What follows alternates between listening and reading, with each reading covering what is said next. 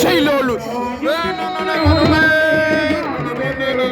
yene nanam jaaju ma fane dole xodoge yene nanam jaaju ma fane cey loolu la li final la ndeysaan final raw gadu sama gaay yokku leen abonné yi tey partager lien aca sama gaay yi dee laal cloche de notification bi encore aca bëgg leen kontaane leen amateur amatrice yi aca le anu ne bokam xel na faya ko commencer ka e jof bokam xel na jinda xata nga jinde continuer bokam xel na ñojoor ya ne fi fa nun tourner cey lolu e bëgg a jogana wa faliya wa non ni refela la wage joto makka rimel fokine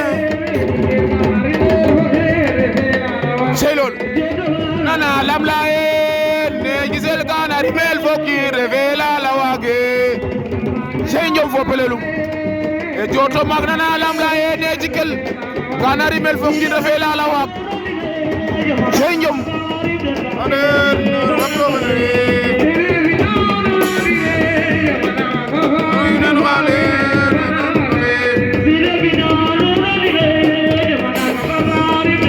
yerim gel faaf ke nun wanan faley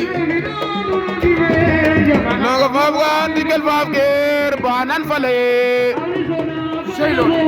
aca Djiby Mbor gan ya selbe Djiby Mbor war na ko ndombo Djiby Mbor war na kan ndombo Djiby Mbor gan ya selbe